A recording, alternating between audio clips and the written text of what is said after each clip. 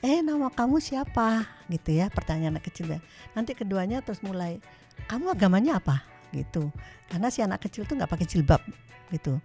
Kamu agamanya apa? Kalau dia bilang Kristen gitu langsung minggir gitu loh.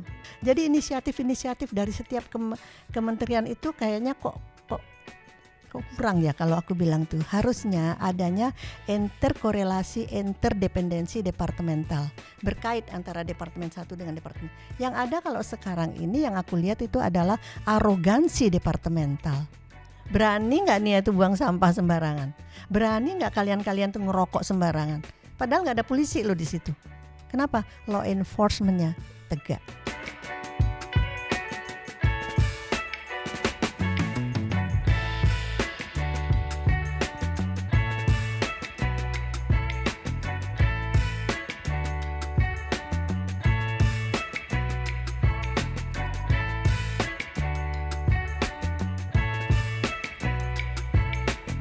Halo sahabat anak Indonesia, ketemu lagi bareng Nia dalam program temannya yang tentunya akan hadir setiap hari Sabtu jam 7 malam hanya di Aris Merdeka Official.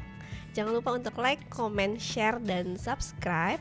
Sahabat anak Indonesia, kemarin bertepatan sama hari lahirnya Pancasila. Nah, episode temannya kali ini kita akan membahas yang sedikit-sedikit kesana, yaitu Pancasila. Masih adakah? Gitu. Nah, terus di depannya juga sudah ada narasumber, seorang aktivis perempuan dan anak yang memang sudah bergerak dari kayaknya sebelum Nia lahir sih gitu. Di depannya sudah ada Ibu Rustin. Apa kabar Ibu? Puji Tuhan, alhamdulillah. Ketemu Baik. lagi setelah kita podcast kemarin. Sekarang ketemu lagi. Sehat ya Bu ya? Ya, harus sehat. Kegiatannya masih muter-muter? Masih tetap, aku masih seperti yang dulu. Tapi ya tetaplah, karena udah dari tahun 90 ya saya menangani anak dan perempuan dengan berbagai macam permasalahannya. Dan gak selesai-selesai sampai sekarang? No, gak bakal selesai karena masalah sosial itu adalah masalah manusia. Social problem never ending. Jadi kayak kita mandi. Kayak mandi. Formulasinya menurut Ibu dapat nggak sih dari misalnya yang dulu sampai sekarang, atau masih sama aja atau ada perbaikan? Sebetulnya perbaikan sih ada pasti ya, tapi kekurangan baru yang muncul banyak juga gitu kan. Zaman itu berubah. Dulu mereka tidak ribut dengan gadget. Tapi sekarang semiskin-miskinnya orang di Jakarta punya gadget gitu kan, nggak tahu dia nyicil berapa kali dan sebagainya. Tapi itu adalah sebuah fenomena baru. Anak-anak kita juga gitu. Dulu kita nggak pernah dengar anak-anak itu macam kasus yang nonton film porno lah, apalah segala macam. Sekarang itu menjadi bagian dari apa yang harus kita tangani gitu ya. Sama juga dengan medsos-medsos yang hoax, yang segala macam itu, dan penetrasinya itu sudah nggak bisa ditutup lagi karena kita sudah menjadi warga negara dunia, tidak sekedar warga negara Indonesia. Kita itu is a world citizen ya gitu. Jadi kita juga harus belajar banyak dari negara-negara lain, bagaimana cara menanganinya dan sebagainya gitu. Baik Bu.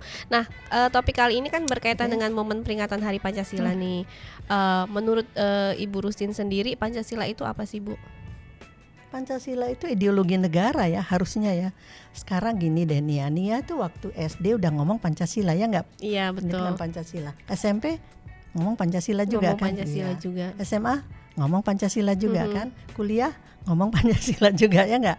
Sarjana apalagi ya? Ada juga yang sampai Lemhanas pun juga Pancasila. Tapi pertanyaannya, kita ini udah Pancasilais apa enggak sih gitu loh. Nah itu dia. Ya kan? Itu yang aku sampai mikir, ini apa sih sebetulnya Pancasila itu? Kalau mau dilihat, sebetulnya Pancasila, sila pertama, 2, 3, keempat, kelima, itu intisarinya adalah toleransi. Sila pertama toleransi di keagamaan, sila kedua toleransi kepada manusia, hablum minanas lah ya kalau kita di Muslim. Ketiga, toleransi pada persatuan kesatuan. Keempat, toleransi pada sesama. Kita harus musyawarah dulu. Sila kelima, keadilan sosial, itu pun toleransi. Tapi di kala mana bangsa ini masih belum bisa bertoleransi dengan benar, Ya jangan bilang kita itu orang yang sudah Pancasilais gitu loh. Toleransi itu kok kayaknya kalau di kita ya di Indonesia itu hanya terbatas pada agama. Kita bertoleransi pada agama itu sudah dianggapnya iya, padahal toleransi luas sekali. Toleransi pada sebuah pertemanan, toleransi kepada teman-teman yang misalnya jual beli, itu pun juga kita harus bertoleransi, cara kita bicara dan sebagainya. Dalam antri juga itu pun toleransi gitu kan. Jadi banyak sekali yang harus kita benahi gitu di dalam perjalanan berpancasila ini gitu. Nah, kalau dari sudut pandang Ibu Rustin sendiri melihat generasi kita yang saat ini dalam mengenal dan mengamalkan dari Pancasila itu gimana? Gini ya. Apakah beda dengan generasi yang dulu? Kalau ini bukan dulu atau sekarang. Dari dulu sampai sekarang ini yang namanya toleransi belum terlihat dengan benar gitu loh. Ada yang namanya toleransi itu hanya dilihat dari segi kita, misalnya sekarang deh ya, orang selalu, aku masih sedih ya kalau kita melihat ada orang beribadah nggak boleh ya, beribadah di rumahnya nggak boleh karena agamanya lain. Tapi kalau agamaku yang Muslim mau beribadah dimanapun gampang, sholat di jalan juga nggak ada yang berani ngelarang kan gitu. Coba agama yang lain boleh nggak kayak gitu? Itu toleransi nggak gitu loh, ngeri kan gitu loh. Kemudian mau bikin rumah ibadat juga kayak begitu, sulit kalau bukan agamaku ya. Agama Islamku ini kan yang terbesar ya pengikutnya di Indonesia ini. Tapi kan harusnya kita itu melindungi yang kecil, mestinya ya begitu. Tapi ini kan kelihatannya enggak gitu loh. Sehingga kelihatannya kalau yang minoritas ini diberikan sebuah kebaikan oleh kita yang Muslim ini, kok kayaknya lu harus berterima kasih sama gue gitu loh ya. Ada gitu loh di kupingku itu ada kayak gitu. Ini pasti kayak dia berutang budi nih sama agama yang besar. Sebetulnya enggak gitu. Semua agama itu setara harusnya. Gitu. Semua punya hak dan kewajiban yang sama. Gak bisa kayak begini. Cuman sikap kita sebagai agama yang paling banyak pengikutnya itu seharusnya, sepantasnya, melindungi lah gitu loh, mengayomi. Itulah yang namanya toleransi. Itu kalau menurut aku ya. Belum lagi anak-anak juga begitu. Sedih aku ada 5 tempat yang aku pernah datengin secara random. Kumpul di situ anak-anak, terus kemudian aku panggil anak dari tempat lain, aku taruh di situ. Aku pengen tahu cara mereka berkenalan seperti apa. Ya, ada di Jakarta, ada yang di Kerawang, ada yang di Bogor gitu. Pertanyaannya nomor 1 adalah, nama kamu siapa? Gitu ya, pertanyaan anak kecil. Nanti keduanya terus mulai, kamu agamanya apa? Gitu. Karena si anak kecil tuh nggak pakai jilbab gitu. Kamu agamanya apa? Kalau dia bilang Kristen gitu, langsung minggir gitu loh. Ada refleks seperti itu. Aku sedih banget gitu loh. Padahal itu dalam waktu aku kecil tuh nggak ada loh kayak gitu tuh. Ini kenapa terjadi sebuah pembiaran ya? Harusnya itu harus cepat-cepat ditangani, nggak boleh seperti itu. Ya, bisa nggak dibayangkan kalau anak kecil pun sudah disekat-sekat seperti itu. Untuk bergaul pun dia harus milih seagama. Ini kan udah nggak benar. Nah inilah yang sampai kemana sih Pancasila itu adanya gitu. Karena yang aku lihat tuh barusan, saya bukan bilang berapa puluh tahun yang lalu, enggak. Sekarang. Dulu pun kalau Pancasila ya, mereka hafal. Siapa yang enggak hafal Pancasila? Bahkan kalau ada pejabat yang nyanyi Pancasila salah aja dibully sampai setengah mati. Tapi orang yang ngebully pun enggak ngerti Pancasila itu apa. Kita cuman nempel sebagai lagu, yel-yel, jargon-jargon politik, seruan, himbauan-himbauan, perintah-perintah yang nggak ada dasarnya. Pakailah Pancasila itu semua sebagai pengaman, safety belt gitu kan, supaya aman dia ngomong apa yang lain gitu. Ini nggak benar. Pancasila itu harus ada di dalam habitual action kita, harus ada di dalam kesehari-harian kita. Bangun tidur sampai tidur kembali, bergaul dengan orang, ke sekolah, beribadah, ke pasar, kemana, itu Pancasila itu harus ada. Apa? Toleransi gitu loh. Tapi kita kan nggak Pancasila apal, ayo di sini siapa yang nggak apal? Semua apal, gitu. Tapi tanya, Pengaplikasiannya begitu ya. gitu, implementasinya kayak apa? Kita ini loh kesehari-harian kita itu seperti apa? Nah Bisa. itu kenapa itu Bu bisa seperti itu penyebabnya Ya karena kira-kira? jadi pembiaran, dibiarin aja. Dan kita itu bangsa yang nggak mau diajak jelimet. Dipikirnya kalau udah dikasih seminar, udah dikasih apa penataran, dikasih apalagi semacam kayak workshop atau apalah itu dianggapnya selesai. Tapi simulasi nggak pernah, latihan juga nggak pernah. Anak-anak itu dilatih berpancasila gitu nggak pernah. Dalam arti kata yang sebenarnya, bagaimana dia harus antri, bagaimana dia harus menyapa, bagaimana dia harus bilang terima kasih, bagaimana dia harus minta tolong, bagaimana dia harus minta maaf, itu ora ono, jarang banget gitu loh Mbak. Betul. Coba deh, Nia kalau pulang deh kamu ke rumah, lihat aja kanan kiri kamu, ada nggak? Jarang pasti hal-hal seperti itu. Aku sendiri memang menerapkan ya di rumah. Kalau misalnya minta tolong kepada ART gitu ya, oh itu wajib, tolong ya Mbak, habis itu makasih ya Mbak, gitu. Kalau aku memang aku terbiasa dengan memeluk ya, sehingga ART-ku itu udah seperti keluarga, karena mereka itu ART itu kan membantu, assistance ya, asisten rumah tangga, bukan budak, dia bukan slaves gitu loh, bukan babu lah kalau orang Belanda dulu ngomongnya ya. Itu adalah pembantu kita. Jadi perlakukan, kalau kita memang orang yang berpancasila ya harusnya begitu gitu loh.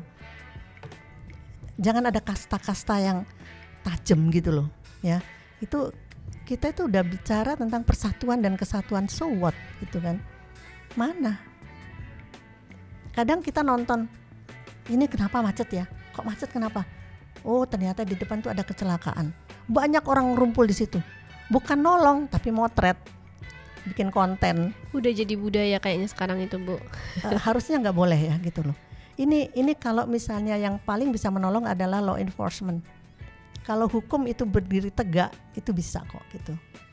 Dan menurut Ibu kenapa itu sekarang itu banyak terjadi kayak gitu? Jadi yang tadi Ibu bilang kecelakaan bukannya nolong jadi foto atau ada kejadian gempa atau difotokan. Sedangkan kalau di luar negeri itu kan banyak yang justru kita nggak bisa akses. Contohnya misalnya kejadian dulu anaknya gubernur Jawa Barat, kan di situ sangat disimpan rapat foto-foto atau mungkin korbannya sendiri. Tapi kalau di Indonesia sangat mudah diakses. Apa yang membedakan dari masyarakat kita sama masyarakat di luar sana, Bu? Kita itu masyarakat sebetulnya yang masih budaya kita itu adalah budaya verbal. Masih sering ngomong ya, itu budaya kita. Kita lebih senang buku ini ditutup terus kita ngobrol ya, kita nonton apa kita ngobrol, itu budaya kita masih. Tapi memang tidak bisa dinafikan lagi bahwa memang kita itu Bhinneka Tunggal Ika, banyak bersuku-suku, sehingga memang kita itu keingin tahu kita itu banyak, tapi kita itu ketinggalan cara dengan yang sudah dengan yang sudah sebetulnya yang sudah menjadi budaya yang sekarang, kita masih jauh tertinggal. Bayangin kita ngomong sekarang ini tentang budi pekerti, sementara di Cina sana udah bikin matahari bikin 2 dia udah usahakan bikin bulan juga bikin 2 kayak gitu. Kita masih bicara tentang toleransi, itulah kita gitu. Memang kita tuh masih tertinggal karena apa? Terjadi sebuah pembiaran yang mungkin tidak disadari bahwa itu sebuah pembiaran. Dari pembiaran yang dibiarkan ini, maka muncul sebuah pembenaran bahwa oh nggak apa-apa, itu udah biasa, itu udah membudaya. Enggak, sekarang kita bilang kita buang sampah ya, kita jadi budaya ya buang sampah sembarangan. Tapi Nia naik, kita ke Singapura cuman berapa jam ya, 1 jam nyampe ya. Berani nggak Nia tuh buang sampah sembarangan? Berani nggak kalian tuh ngerokok sembarangan? Padahal nggak ada polisi loh di situ. Kenapa? Law enforcementnya tegak, gitu loh. Kita nggak seru aja gitu slogan-slogan bahwa nggak boleh ini, dilarang buang sampah di ini, tapi di bawahnya sampah menumpuk. Nah itu nggak ada tuh dia apa-apain, nggak ada sanksi, nggak ada apa.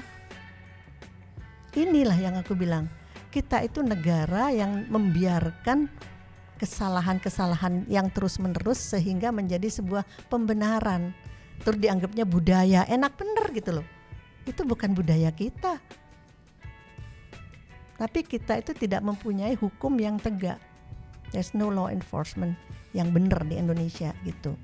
Dan menurut Ibu Rusin sendiri, bagaimana peran pemerintah dalam mengamankan dan melestarikan nilai-nilai dari budaya Nah, ya ini terutama sebetulnya tugas Pancasila? pemerintah. Tugas pemerintah. Tugas pemerintah banget.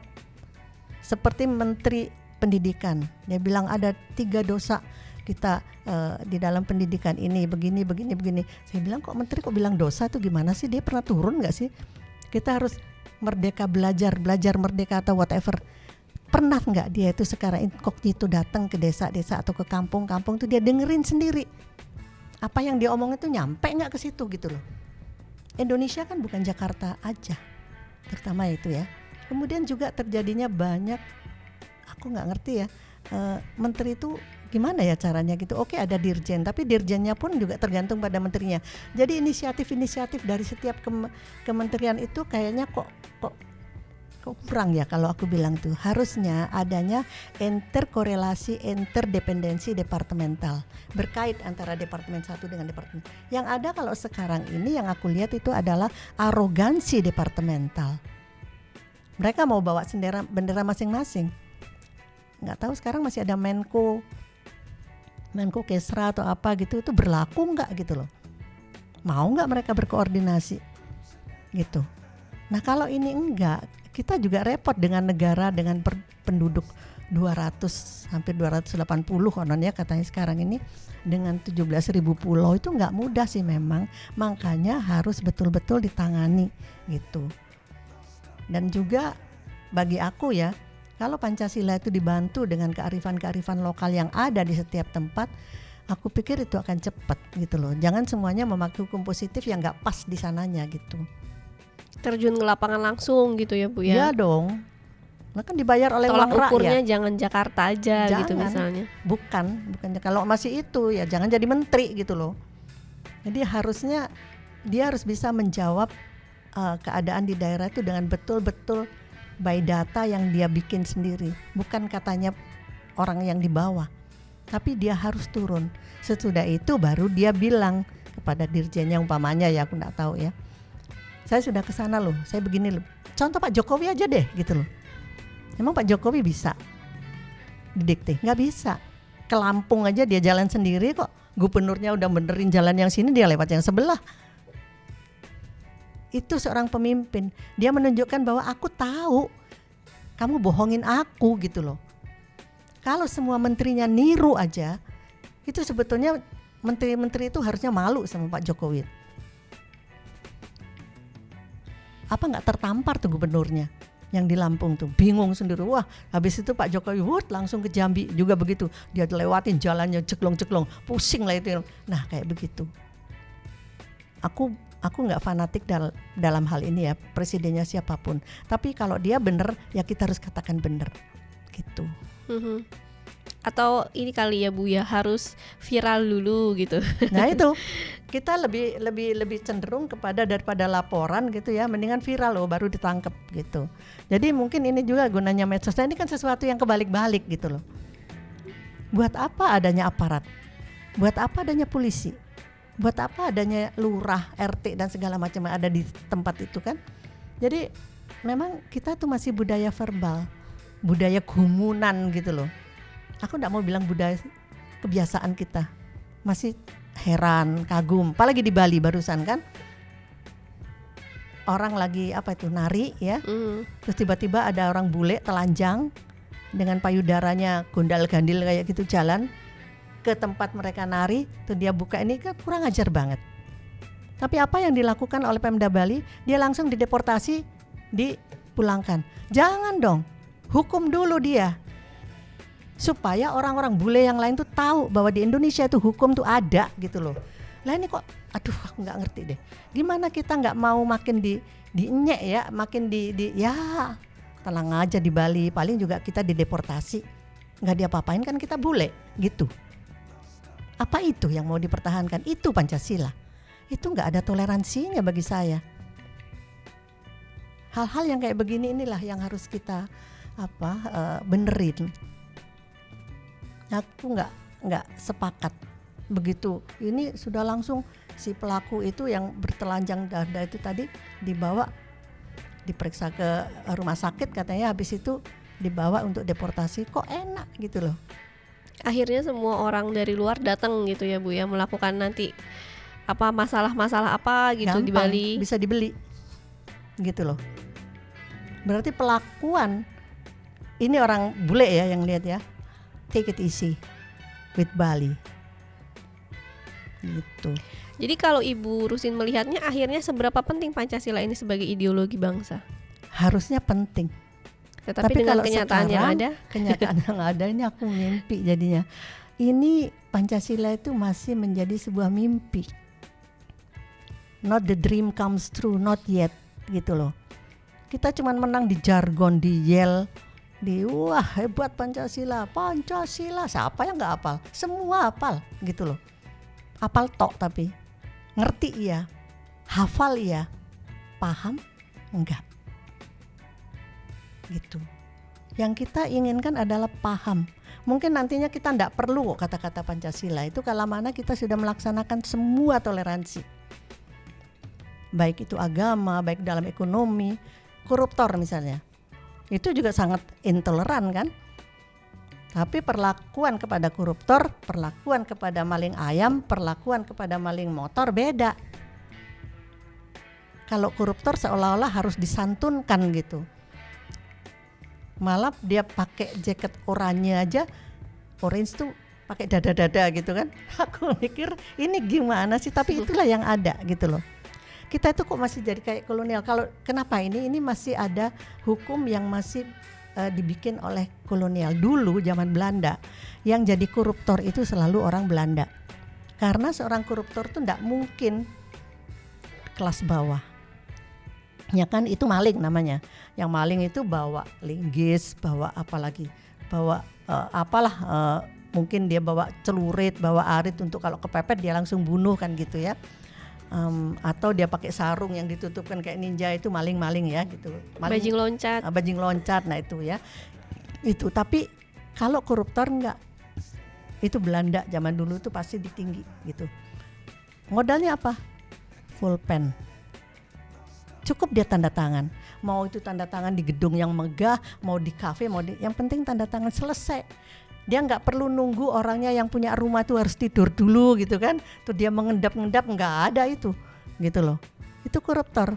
Berhadapan pun dengan yang namanya aparat negara atau siapakah di situ, tentara lah apa, nggak takut, tanda tangan selesai ya gitu loh. Dan biasanya mereka pendidikannya tinggi, jangan-jangan ada yang dari Lemhanas juga kan gitu. Karena pasti mereka kalau nggak orang pertama ya orang kedua yang korupsi, atau paling nggak tingkat dirjennya. Kalau ke bawah-bawah yang ngikut follower gitu. Ini pernah nggak kita pikirkan kayak gitu? Dan ini terjadi sebuah pembiaran gitu. Udah gitu nanti di di lapasnya, nah dia beli deh itu. Dia masukin di situ kulkas, masukin di situ apalagi TV lah segala macam, jadilah di situ kayak hotel kecil di dalam. Dan itu juga dibiarin juga. Jadi ladang bisnis ya Bu. Iya. Buktinya apa?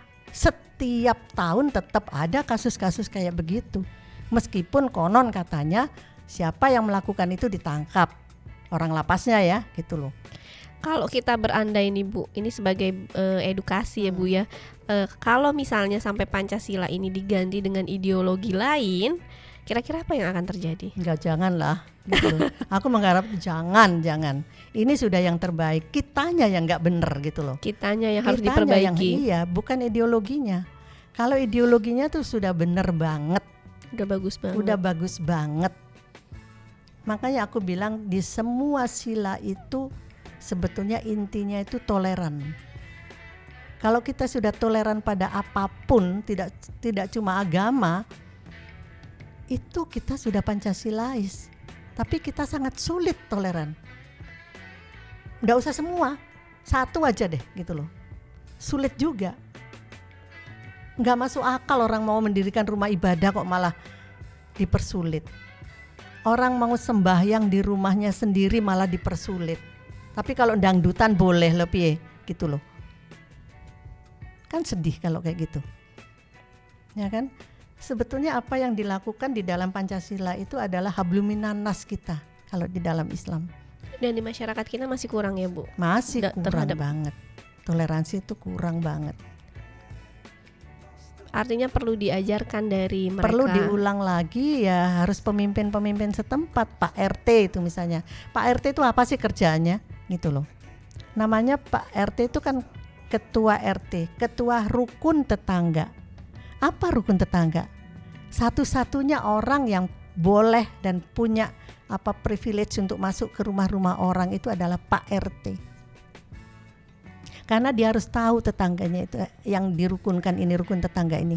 Ada yang sakit atau misalnya kemana kok 3 hari gak muncul? Bapak kemana? Oh keluar kota. Kamu gimana nak, sehat? Gimana Bu? Dagangannya laku? Itulah kerjaan dari RT harusnya. Tapi sekarang lihat, ada gak RT yang kayak gitu? RT paling cuma nunggu aja siapa yang butuh, dia tanda tangan selesai.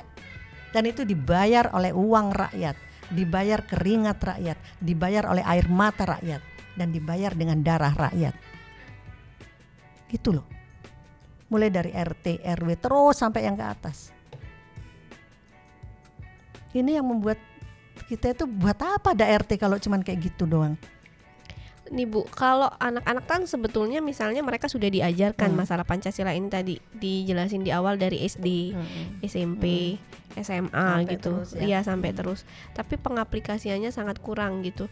Sebetulnya yang gagalnya itu pada saat proses mereka pembelajaran di sekolah ini, atau gimana sih sebetulnya yang kalau yang Ibu lihat gitu dari Ini pengalaman Ibu? Sebetulnya kan orang tuanya pun juga pernah sekolah kan. SD udah pernah belajar kan Pancasila itu apa. Sebetulnya proses itu harusnya terjadi di mana-mana, baik di rumah maupun di sekolah maupun saya bilang tadi mau di pasar, mau di mall, mau di mana. Pancasila itu harus ada udah. Bagaimana dia itu minta tolong, cukup itu. Bagaimana dia itu minta maaf, bagaimana dia itu memberi maaf, bagaimana dia itu bilang terima kasih. Itu, dan dia bertoleransi. Harusnya itu yang diajarkan. Tapi kan ini dianggapnya enteng-enteng aja, biasa-biasa aja. Yang penting hafal. Itu salahnya kita. Anak sekolah bukunya sampai kayak orang mau minggat gitu ya. Saya ngerasain dulu sekolah. Ya kan? Nah itu sekolah sampai gitu kalau enak banget gitu kan kalau. Iya betul. Ini apa sih sebenarnya gitu loh. Padahal buku ya, kalau gurunya itu kreatif, buku itu nggak usah terlalu banyak. Karena apapun benda di sekeliling kita itu adalah buku semuanya. Semua bisa jadi buku. Dan bagi saya juga setiap orang adalah guru. Aku belajar kok dari anak-anak jalanan itu. Kok bisa ya anak 7 tahun udah mikirin bagaimana dia itu mencari duit untuk keluarganya. Apa nggak aku belajar?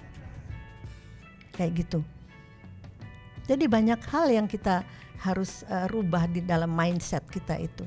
Juga misalnya kita melihat dan di mana setiap tempat itu adalah sekolah, madrasah kita. Dan setiap hari kita berproses gitu ya Bu ya. Iya betul. Bangun tidur kita sudah proses ya, artinya bangun tidur kita mengucapkan syukur kan. Alhamdulillah kita sholat itu udah berproses, ya enggak? Nah, nanti ketemu orang kita, hai apa kabar? Kamu sehat ya gini-gini. Itu udah berproses. Itu harus dibiasakan seperti itu. Komunikasi dengan tetangga, dengan siapa, menyapa dan sebagainya. Itu. Dan lucu ya.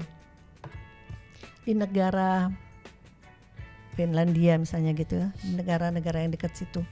Itu mereka sangat tentram, nyaman sekali. Damai. Kamu HP-mu ketinggalan di mall gitu sampai 6 jam enggak, tetap dia akan di situ. Setelah 6 jam diambil sama polisi. Coba kalau di sini HP kita ketinggalan 1 jam balik udah enggak ada.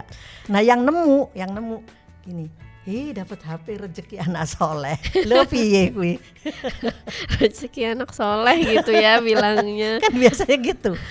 Soalnya itu sudah jadi omongan yang umum. aku nih muslim loh Mbak, sampai aku tuh ya Allah Gusti, aku bilang gitu, kenapa ya kok jadi kayak begini. Tapi itulah. Dan belum lagi anak kecil-kecil mau nyolong mangga juga bismillahirrahmanirrahim. Naik mangga nyolong Bismillah. bismillah. Jadi hal-hal semacam itu kita nganggapnya kalau sekarang jadi lucu ya gitu, padahal waktu itu salah kan gitu loh. Gimana sih? Tapi Berarti itulah. ajaran dari rumah juga kurang kuat itu Ya sebetulnya, benar Bu. gitu loh. Pembiaran, kalau aku bilang itu pembiaran. Pembiaran. Terjadi sebuah pembiaran yang akhirnya menjadi sebuah pembodohan gitu. Sebetulnya peran orang tua di rumah juga itu sangat penting kan, karena di sekolah kan hanya beberapa jam gitu. Berarti memang ini nggak sih Bu, harus nggak sih untuk orang tua yang mau menikah dikasih pendidikan gitu, misalnya di KUA itu, atau ada sertifikat supaya tidak Lama-lama ya kebanyakan kayak gitu. KDRT suruh belajar mereka, terus apalagi undang-undang perlindungan anak suruh belajar. Lama-lama nggak jadi kawin ya, takut banyak banget bukunya. Tapi gini deh, sebetulnya Pancasila ini bukan sesuatu yang ada di buku harusnya. Orang yang nggak sekolah pun harusnya banyak bisa ya yang berpancasilais, gitu loh. Nggak harus dia itu pinter di sekolah, nggak harus dia tuh ngerti Pancasila itu dari sekolah, tapi dari ajaran leluhur kita itu sudah Pancasilais dulunya gitu loh.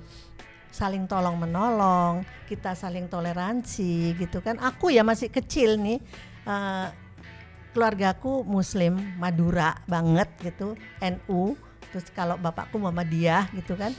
Tapi tetangga-tetangga aku itu ada yang Kristen, ada yang macam-macam. Pada waktu Paskah ya, kita itu anak kecil-kecil tuh selalu diundang. Enggak untuk ke gereja enggak, tapi untuk nyariin telur-telur Paskah ini, seneng banget gitu loh. Dan pernah aku tuh dapat telur Paskah tuh banyak banget ya, banyak deh 10 lebih lah gitu. Pulang aku ke rumah, kebetulan di rumah tuh eyang saya lagi acara dibe ya. Dibe itu kalau di NU itu baca salawat bersama-sama, kayak arisan gitu mereka di situ. Bawa telur-telur Paskah ini, eyangku ndak alergi, dia cuman bilang, dari mana kamu dapat itu loh, yang dari gereja yang sebelah sana gini. Oh iya, terus mau diapain tuh telur? Nggak tahu, buat suguhan ya, buat suguhan, dipecah jadi 2. Telur Paskah itu disuguhkan pada orang-orang yang bersalawat itu tadi. That's okay gitu loh. Nah sekarang apa bisa ya kayak begitu? Kok aku nggak pernah lihat gitu loh. Ini terjadi sebuah kemunduran bagi aku ya, pada sebuah toleransi. Sangat mundur, sangat egois. Bahkan waktu kapan itu kita juga harus tidak boleh melupakan sejarah ya. Waktu Ahok misalnya gitu, siapa yang mendukung Ahok, nah kalau meninggal tuh tidak boleh disolatkan di masjid itu. Ada loh itu. Dan itu memang benar-benar mengerikan gitu. Ini apa kok sampai kayak begitu? Terus mau bilang Pancasilais. Ini nanti tanggal 1 Juni itu mau dirayakan Pancasila. Nangis tuh Pancasila tuh. Bener, kalau bisa gak usah lahir. Gak usah lahir deh gue gitu kan. Apaan kayak gitu. Jadi kita itu harus betul-betul introspeksi. Pancasila sudah yang terbaik, final bagi aku ya. Karena isinya itu semua ajaran-ajaran leluhur kita. Bukan baru musyawarah. Itu dari zaman kapan juga Nabi pun sudah bermusyawarah gitu loh. Lalu Bu, dari sisi masyarakatnya kita sendiri apa yang bisa kita lakukan ya Bu, supaya maksudnya Pancasila ini terus kita pegang teguh gitu, supaya ya ini memang benar-benar ideologi bangsa kita gitu. Aku kalau masyarakat kita tidak usah menggolong-golongkan ya gitu loh. Semua harusnya sudah ngerti, karena ini ajaran Pancasila ini adalah implementasi dari leluhur-leluhur yang sudah melakukan ini. Dirangkum di dalam ini yang namanya Pancasila. Sebetulnya ini ajaran utuh dari leluhur-leluhur kita, dari bangsa kita yang mempunyai culture yang adiluhung ya gitu loh. Jadi sebetulnya harusnya bisa orang yang buta huruf yang nggak pernah sekolah malah dia lebih Pancasilais karena dia toleransinya sangat tinggi pada orang misalnya. Itu aja kok, toleransi titik. Kok angelmen ya gitu, kok susah gitu loh. Seneng banget kalau kita itu menyudutkan orang, terus kemudian diviralkan, terus ikut semuanya di situ, berdendang ria di atas kepedihan orang.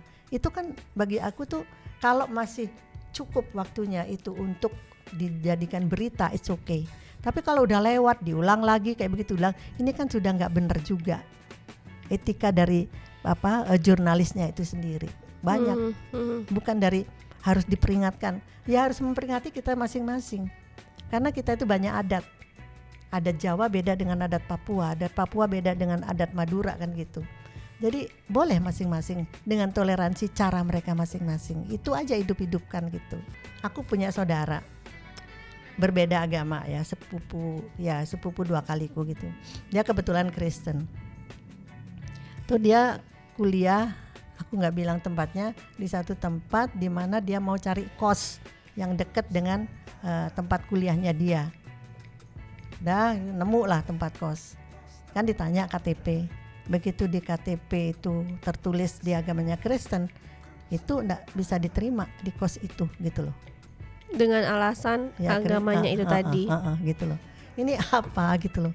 Jadi ya dia dari jauh ke kuliah, jauh banget ke kuliah. Itulah. Nah, menurut Nia gimana kayak gitu? What's your opinion? Gantian aku nanya nih. Ya kalau memang itu memang awal dari bentuk kos-kosannya emang kos-kosan umum, ya seharusnya nggak membedakan ya Bu. Tapi kalau memang kos-kosannya dibilang kosan muslimah terus khusus gitu ya, kita nggak bisa nyalahi karena memang udah aturan mereka kan. Tapi kalau udah umum terus kemudian boleh siapapun di situ khusus perempuan tapi tidak membedakan, itu ya salah juga gitu kan. Itu yang ngajak itu temennya tidak diskriminasi. Yang memang itu kosan umum gitu loh. Kalau dia nggak diajak, dia kan masih nyari-nyari nggak ngerti. Diajak sama temennya karena memang itu kosan umum. Kalau kosan muslimat gitu itu bisa lah kita tahu gitu ya. Nah ini hal-hal kayak begini ini masih ada gitu loh. Masih terjadi di lingkungan kita. Mengingat momennya nih Bu Rustin, karena momen di Hari Pancasila, mungkin buat temannya di luar sana ucapan sebagai kata terakhirnya di momen Pancasila ini kita harus ngapain sih supaya ke depan kita lebih baik lagi gitu. Ya, selamat ulang tahunnya Hari Lahir Pancasila. Yang saya harapkan satu, jadikan Pancasila itu masuk di dalam kesehari-harian kita, sikap, mindset, perilaku dan hati kita Pancasila. Karena inti dari Pancasila itu sebetulnya adalah toleransi di semua bidang. Oke. Selamat Pancasila dan semoga the Pancasila, it's my dream comes true. Amin. Ibu Rustin, terima kasih banyak ya Bu. Sama-sama. Nanti kita berbicara topik-topik yang lain, tapi yang memang bisa diambil adalah di hari lahirnya Pancasila ini tidak adanya lagi pengabaian. Ya, jadi lebih toleransi, tidak membeda-bedakan, diskriminasi gitu ya Bu ya, supaya kita bisa jadi masyarakat yang lebih maju lagi seperti di luar sana gitu ya Bu ya. Jadi nggak membeda-bedakan. Mungkin dalam hal kos-kosan juga itu akhirnya jadi menyulitkan kita juga. Masa kita harus bikin kosan dulu baru akhirnya kita bisa deket dari kampus kan gitu. Ibu pokoknya sehat-sehat terus ya. Terima kasih banyak. Alhamdulillah, puji Tuhan. Iya, terima kasih banyak. Nanti kita ngobrol-ngobrol lagi. Okay. Nah itu tadi sahabat anak Indonesia, obrolan seru di hari lahirnya Pancasila. Untuk sahabat anak di luar sana yang merayakan, selamat hari lahir Pancasila. Saya Nia undur diri. Jangan lupa saksikan teman Nia hanya di Aris Merdeka Official. Jangan lupa untuk like, comment, share, dan subscribe. Salam anak Indonesia. Dadah.